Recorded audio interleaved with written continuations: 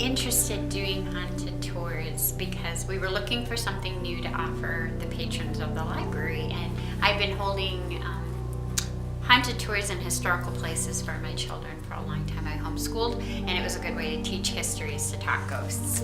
So then we were talking about different things you could do at the library that were unusual, and my kids are like, you should do what you do for us.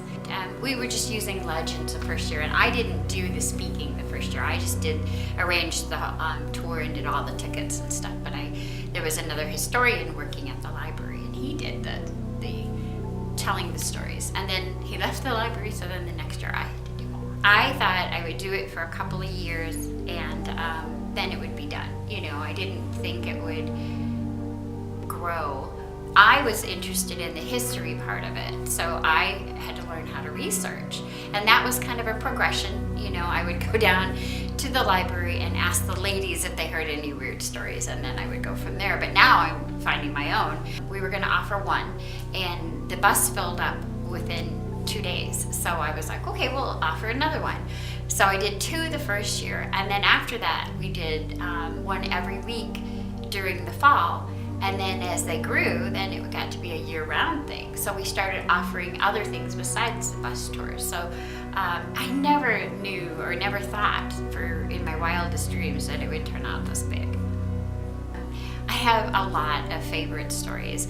But if you want just a good, like, historically based story, probably Carrie Spafford. She haunts Cedar Bluff Cemetery, and she was engaged to Elmer Ellsworth, and he was one of the first officers killed in the Civil War.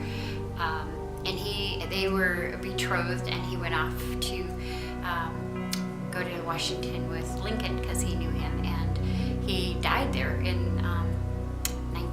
1861, and she was devastated by it. And then she ended up losing her husband, her son, and her father within a 16-month period, and she would often make her way to the cemetery dressed in her Victorian funeral garb, and apparently even after she died, people would still hear her or see her there and hear her sobs as she would visit her family's graves.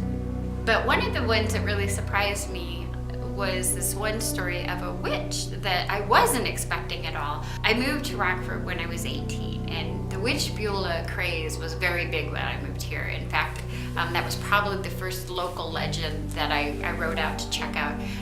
My soon-to-be husband at that time took me out to these woods and says, there's a witch that lives here. And I was like, yeah, right. But you know, we did see the house, and it was creepy. So I was doing research to find out if I could find out who Witch Beulah really was.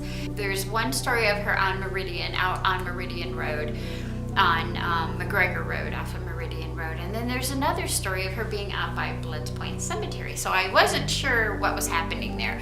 And I've come to find out she wasn't really a witch, and her name wasn't Beulah. But back in the days, there was a witch that was named Beulah. She didn't live in either one there, and actually her whole family blamed her for everything that went wrong in their household, and they ended up in court about it.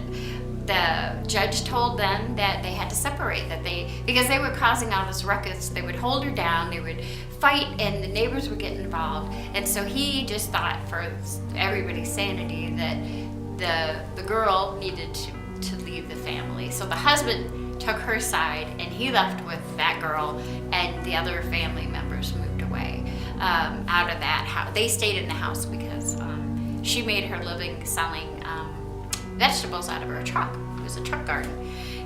So, you know, and I didn't find anything about her really being a witch, of course, just that her family really thought she was. So that was kind of surprising.